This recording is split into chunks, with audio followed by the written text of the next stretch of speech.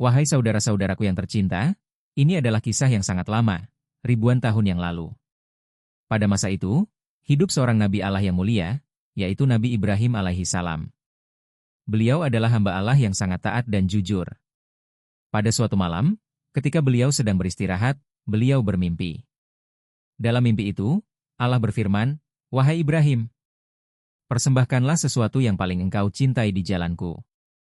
Ketika Nabi Ibrahim alaihi salam bangun dari tidurnya, beliau pun merenung dalam-dalam. Dalam hatinya, beliau berkata, mimpi seorang nabi tidak mungkin dusta. Ini pasti perintah dari Allah. Saat itu, Nabi Ibrahim alaihi salam memiliki banyak unta. Beliau berpikir, mungkin inilah harta yang paling berharga yang dimilikinya. Maka keesokan paginya, beliau menyembelih 100 ekor unta di jalan Allah. Namun, pada malam berikutnya, mimpi itu kembali datang. Maka keesokan harinya, beliau kembali menyembelih 100 ekor unta lagi. Tapi hati beliau masih bertanya-tanya, apakah ini yang Allah maksud sebagai pengorbanan terbesar?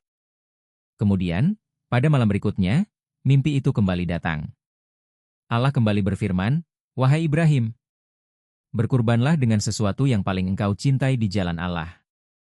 Keesokan harinya, Nabi Ibrahim alaihi salam kembali merenung. Beliau berkata dalam hati, "Aku telah mengorbankan 200 ekor unta dalam 2 hari, tetapi apakah Allah belum menerima kurban itu? Lalu apa yang Allah kehendaki dariku?"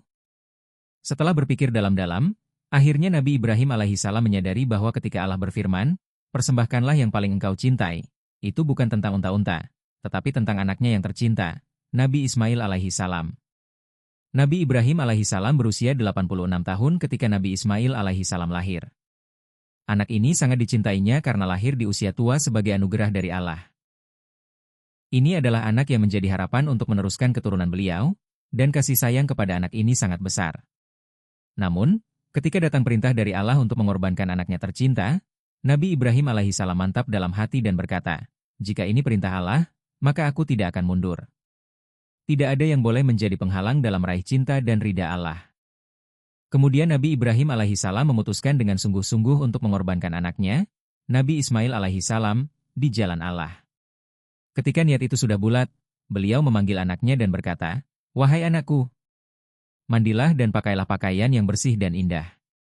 Aku akan mengajakmu ke sebuah undangan." Karena mereka tidak selalu bersama, ketika Nabi Ismail alaihi salam mendengar bahwa ayahnya akan mengajaknya ke sebuah undangan, hatinya pun dipenuhi kebahagiaan. Ia segera berlari kepada ibunya, Hajar, dan berkata, "Ibu, ibu dengar tidak? Ayah akan mengajakku ke sebuah undangan. Mandikan aku dan pakaikan aku baju yang bagus. Aku akan pergi bersama ayah. Aku tidak sabar menantikannya." Lalu Hajar berkata, "Benarkah ayahmu akan mengajakmu ke sebuah undangan?" Nabi Ismail alaihi salam menjawab, "Ibu bisa tanyakan langsung kepada ayah." Kemudian Hajar bertanya kepada suaminya, "Wahai suamiku tercinta, aku mendengar bahwa engkau hendak mengajak Ismail ke sebuah undangan?" Nabi Ibrahim alaihi salam menjawab, "Ya, Hajar. Engkau mendengarnya dengan benar. Mandikan Ismail dan pakaikan dia dengan pakaian yang bagus. Aku akan membawanya ke undangan." Wahai para pendengar yang mulia, mungkin ada yang berpikir bahwa Nabi Ibrahim alaihi salam berkata tidak jujur kepada Hajar dan Ismail. Tapi sesungguhnya, beliau tidak berdusta sedikit pun. Jika kita renungkan lebih dalam, apa yang beliau katakan adalah benar dan berdasarkan kebenaran, karena beliau hendak membawa Ismail ke undangan dari Allah, yaitu pengorbanan di jalannya. Setelah itu, Hajar memandikan anaknya dan mendandaninya dengan pakaian terbaik. Sebelum menyerahkan anaknya kepada suaminya, ia berkata, "Wahai suamiku tercinta, sejak kecil sampai hari ini, aku telah merawat Ismail tanpa pernah jauh darinya. Sekarang, ketika engkau membawanya, aku mohon dengan nama Allah, kasihilah dia. Hingga kalian berdua kembali, aku akan menantikan kalian dengan penuh kecemasan dan harap." Mendengar kata-kata Hajar, Nabi Ibrahim alaihi salam tidak mampu menjawab. Di dalam hatinya bergemuruh perasaan yang luar biasa. Beliau tidak sanggup mengucapkan sepatah kata pun. Air mata hampir saja menetes dari matanya, namun demi cinta kepada Allah, beliau menahannya. Setelah itu, Nabi Ibrahim alaihi salam membawa anaknya menuju ke arah Bukit Mina. Ketika iblis yang terkutuk melihat bahwa Nabi Ibrahim alaihissalam hendak melaksanakan perintah Allah untuk mengorbankan anaknya, iblis pun merasa sangat marah. Ia berpikir, aku telah terusir dari rahmat Allah dan ditetapkan sebagai penghuni neraka. Jika sekarang Ibrahim menjadi hamba Allah yang setia, bagaimana mungkin aku bisa membiarkannya begitu saja? Maka iblis pun berniat dengan sekuat tenaga untuk menggoda Nabi Ibrahim alaihissalam agar membatalkan niatnya. Ia pun datang dalam rupa manusia untuk menghalang-halangi Nabi Ibrahim alaihissalam dari ketaatan kepada Allah. Nabi Ibrahim alaihissalam berjalan di depan Nabi Ismail alaihissalam, namun tidak terlalu jauh. Lalu setan datang dalam wujud manusia dan memanggil Nabi Ibrahim alaihissalam, lalu berkata, "Wahai Ibrahim, apa yang sedang kau lakukan? Ini anakmu satu-satunya, yang kau dapat setelah banyak doa. Ini adalah tanda kekuatanmu di masa tua. Allah tidak mungkin memerintahkan hal seperti ini." Namun Nabi Ibrahim alaihissalam tahu bahwa ini adalah bisikan dari setan. Ia mengambil 7 batu kecil dari tanah dan melemparkannya dengan keras ke arah setan seraya berkata, "Pergilah wahai makhluk terkutuk. Apapun yang diperintahkan Tuhanku, aku akan tunduk padanya." Tempat ini sekarang dikenal sebagai Jamrah Ula. Setan pun lari, tetapi tidak menyerah. Ia lalu mendatangi Hajar, istri Nabi Ibrahim alaihissalam, dalam rupa orang saleh dan berkata, "Wahai Hajar, tahukah kamu kemana suamimu membawa anakmu?" Hajar menjawab, "Kenapa?" Dia membawanya untuk menghadiri sebuah undangan. Setan tertawa dan berkata, "Aku selalu mendengar bahwa wanita itu polos dan mudah dibohongi. Suamimu telah menipumu." Hajar menjawab, "Apa yang kamu bicarakan? Suamiku adalah Nabi Allah. Bagaimana mungkin ia menipuku? Aku tidak percaya padamu. Katakan siapa kamu sebenarnya dan mengapa menyebar kebohongan tentang suamiku?" Setan berkata, "Hajar, hari ini kamu marah, tapi besok saat kamu melihat bahwa Ibrahim benar-benar menyembelih Ismail, disitulah kemarahanmu akan lenyap." Hajar dengan marah berkata, "Apa maksudmu? Jelaskan." Setan berkata, "Ibrahim telah mendapat perintah dari Allah untuk menyembelih Ismail sebagai kurban. Masih ada waktu, selamatkan anakmu." Hajar menjawab, "Jika Allah memilih anakku Ismail di antara seluruh manusia untuk dikurbankan di jalannya, maka itu adalah kehormatan terbesar. Bahkan jika aku memiliki 1000 anak pun, dan Allah memerintahkan kurban untuk mereka semua, aku akan rela mengorbankan mereka dengan senang hati." Lalu ia berkata, "Sekarang aku tahu siapa kamu adalah iblis. Kamu datang untuk menyesatkan dan menipuku. Aku berlindung kepada Allah darimu. A'udzu billahi minasyaitonir rajim. La haula wala quwata illa billah. Wahai iblis, enyahlah dari pandanganku." Lalu ia pun mengambil batu dan melempar ke arah setan hingga setan pergi. Tempat ini dikenal sebagai Jamrah Wusta. Melihat gagal menggoda Hajar, iblis pun mendatangi Nabi Ismail alaihissalam yang sedang mengikuti ayahnya dan tidak terlalu jauh tertinggal. Iblis memberi isyarat memanggilnya, lalu berkata, "Wahai Ismail, tahukah kamu kemana ayahmu membawa kamu?" Ismail alaihissalam menjawab, "Kenapa? Bukankah beliau mengajakku makan?" Iblis berkata, "Wahai anak kecil, kamu masih polos dan lugu. Ayahmu menipumu dengan alasan undangan makan." Ismail alaihissalam berkata, "Kenapa ayahku harus menipuku? Aku adalah anak satu-satunya." Iblis berkata, "Ketahuilah, ayahmu membawamu ke Mina untuk menyembelihmu atas perintah Allah." Ismail alaihissalam berkata, "Apa mungkin seorang ayah menyembelih anaknya tanpa alasan?" Iblis menjawab, "Bukan tanpa alasan. Allah memerintahkannya untuk melakukannya." Ismail alaihissalam berkata, "Jika Allah telah memilih aku untuk dikurbankan di jalannya, maka tidak ada nikmat yang lebih besar dari itu. Aku tahu sekarang, kamu adalah iblis. Jika Allah memberiku ribuan nyawa dan semua diterima sebagai kurban, aku akan mengorbankannya semuanya demi Allah. Wahai iblis, pergilah dariku. Aku berlindung kepada Allah darimu, a'udzu billahi minasyaitonir rajim." Kemudian Ismail alaihissalam melemparkan batu ke arah iblis. Tempat ini dikenal sebagai Jamrah Akabah, dan hingga hari ini para jamaah haji melempar batu ke arah jamarat sebagai peringatan atas kejadian ini. Kemudian Nabi Ibrahim alaihissalam tiba bersama Nabi Ismail alaihissalam di Mina. Dalam tafsir Ruhul Emaani disebutkan bahwa sebelum menyembelih, Nabi Ibrahim alaihissalam ingin meminta pendapat anaknya. Beliau berkata, "Wahai anakku, aku telah melihat dalam mimpi bahwa aku menyembelihmu. Maka pikirkanlah, bagaimana pendapatmu?"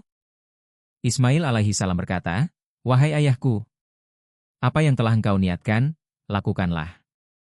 Insya Allah, engkau akan mendapati aku termasuk orang-orang yang sabar." Mendengar jawaban Ismail alaihi salam, Nabi Ibrahim alaihi salam sangat gembira. Kemudian Ismail alaihi salam berkata kepada ayahnya, "Wahai ayahku, sebelum menyembelihku, izinkan aku mengutarakan beberapa permintaan. Jika engkau menerima permintaanku, aku akan merasa tenang." Nabi Ibrahim alaihi salam menjawab, "Wahai anakku, engkau boleh mengemukakan permintaanmu. Aku akan berusaha semampuku untuk memenuhinya." Ismail alaihi salam berkata bahwa pertama, sebelum disembelih, tanganku dan kakiku harus diikat dengan rapi karena saat penyembelihan, hewan pun sering bergerak. Jika aku bergerak, itu dianggap tidak sopan, dan aku tidak ingin berbuat tidak sopan di hadapan ayahku sebelum meninggal. Kedua, ketika engkau menyembelihku, tutuplah matamu dengan kain karena jika pandanganmu tertuju pada wajahku, mungkin engkau akan merasa kasihan dan berhenti melaksanakan perintah Allah. Aku tidak ingin wajahku menjadi sebab engkau tidak taat pada perintah Allah yang Maha Kuasa.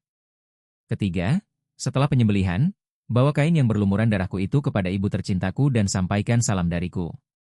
Katakan padanya bahwa karena kurban anaknya, kita akan mendapat kesempatan bertemu di surga. Katakan juga agar dia bersyukur kepada Allah karena kita telah diberi kemampuan untuk menjalankan perintahnya, dan agar dia tidak bersedih untukku. Mendengar permintaan anaknya, Nabi Ibrahim alaihi salam sangat terharu. Ia mengambil tali dan kain dari lengan bajunya dan mengikat tangan dan kaki Ismail alaihi salam dengan rapi. Lalu ia mengambil kain lain dari lengan bajunya dan menutup matanya. Setelah itu, Nabi Ibrahim alaihi salam meletakkan Ismail alaihi salam di atas tanah untuk disembelih. Para tetua dan nabi berdiri sambil memegang pisau, dan di hadapan mereka adalah anak satu-satunya yang mereka siap kurbankan karena perintah Allah. Nabi Ibrahim alaihi salam menguatkan hati bahwa tidak ada kekuatan di dunia yang bisa menghentikan dirinya melaksanakan perintah Allah. Sang ayah akan menyayat leher anaknya dengan pisau. Pemandangan yang penuh cinta kepada Allah ini membuat para malaikat di langit dan bumi tercengang. Dari segala penjuru terdengar tasbih dan pengagungan kepada Allah yang Maha Suci. Ketika Nabi Ibrahim alaihi salam hampir menyayat leher Ismail alaihi salam dengan pisau, Allah yang Maha Kuasa memerintahkan pisau itu, "Wahai pisau, jangan sampai kamu menyentuh satu helai rambut pun di leher Ismail. Jika kau sentuh sedikit saja, aku akan memasukkanmu ke dalam api neraka." Nabi Ibrahim alaihi salam mengucapkan, "Bismillah Allahu Akbar," dan mengayunkan pisau itu ke leher Ismail. Tetapi pisau sudah menerima perintah Allah sehingga karena takut, pisau itu tidak menyentuh rambut pun. Nabi Ibrahim alaihi salam terus mencoba dengan sekuat tenaga, namun tujuannya belum tercapai. Ismail alaihi salam berkata kepada ayahnya, "Wahai ayahku, mungkin karena cintamu kepadaku, engkau belum sanggup mengayunkan pisau dengan keras. Ayah, ayunkanlah dengan penuh kekuatan. Jika kita tidak melaksanakan perintah Allah, kita harus mempertanggungjawabkannya." Mendengar kata-kata anaknya, Nabi Ibrahim alaihi salam mengayunkan pisau dengan lebih kuat. Pada saat itu, Allah yang Maha Kuasa memerintahkan Jibril alaihi salam, "Wahai Jibril, bawalah seekor domba dari surga dan gantikan Ismail dengan domba itu." Jibril alaihi salam segera datang dengan membawa seekor domba dari surga. Sahabat-sahabat tercinta, perlu diketahui bahwa itulah domba surga yang sebelumnya adalah kurban putra Nabi Adam alaihi salam, Habil. Allah menyimpannya di surga dengan aman. Jibril alaihi salam menggantikan posisi Ismail dengan domba itu. Sementara itu, Nabi Ibrahim alaihi salam mengayunkan pisau dengan sekuat tenaga sekali lagi dan domba itulah yang akhirnya dikurbankan. Nabi Ibrahim alaihi salam menyadari bahwa ia telah menunaikan kurban anaknya dan berkata, "Alhamdulillah." Ketika membuka matanya, ia melihat Ismail berdiri di sisinya dan yang dikurbankan adalah seekor domba surga. Melihat pemandangan ini, Nabi Ibrahim alaihi salam bertanya kepada Jibril, "Wahai saudara Jibril, apakah Allah tidak menerima kurban saya karena saya tidak berhasil menyembelih anak saya?" Jibril alaihi salam menjawab, "Wahai Ibrahim, Allah Ta'ala ridha kepadamu. Engkau telah berusaha melaksanakan perintahnya dengan siap mengorbankan anakmu yang sangat engkau cintai, dan anakmu pun rela dikurbankan. Allah telah menguji kalian berdua, dan kalian berdua telah berhasil melewati ujian itu. Karena itu Allah mengutus seekor domba dari surga untuk menggantikanmu berkurban." Mendengar hal itu, Nabi Ibrahim alaihissalam kembali bersyukur kepada Allah yang Maha Kuasa. Wahai Allah, jadikanlah kami seperti Nabi Ibrahim dan Ismail alaihissalam, orang-orang yang rela berkorban demi keridaan MU. Berikanlah kami iman yang sempurna, kesabaran, kerelaan, dan ketaatan penuh kepada perintah MU. Amin ya Rabbal Alamin. Sahabat-sahabat tercinta, jika kalian menyukai video ini, jangan lupa beri like dan subscribe channel saya. Sampai bertemu di video berikutnya. Fi amanillah.